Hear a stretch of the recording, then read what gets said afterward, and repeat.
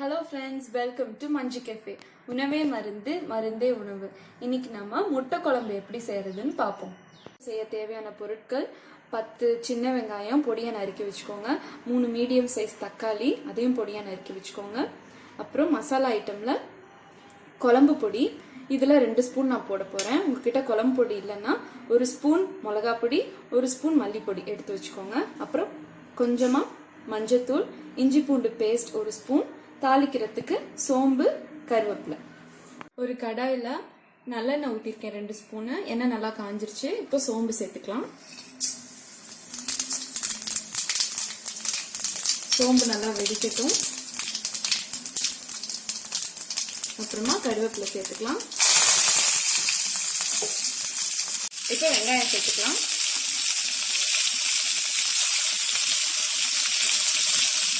வெங்காயம் சேர்த்து நல்லா ஒரு கிண்டி விட்டுருங்க.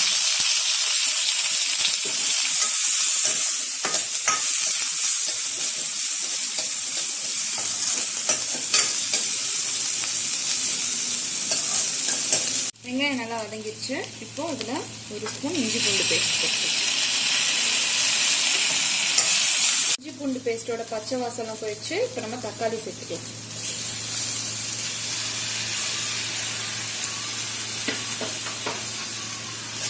வெங்காயம் தக்காளிலாம் நல்லா மசிஞ்சிருச்சு. இப்போ மஞ்சள் பொடி சேர்த்துக்கலாம். அப்புறம் குழம்பு பொடி 2 ஸ்பூன்.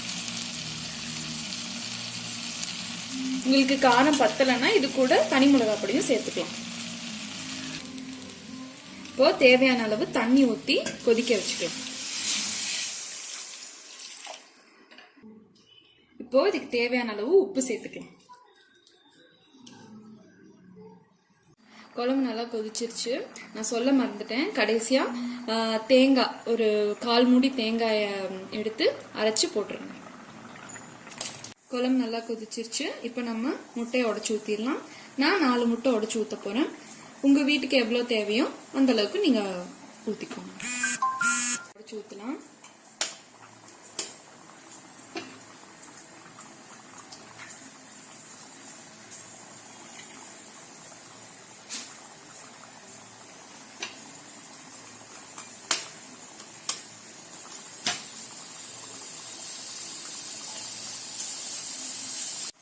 இப்போ நான் முட்டையெல்லாம் உடைச்சு ஊற்றிட்டேன்.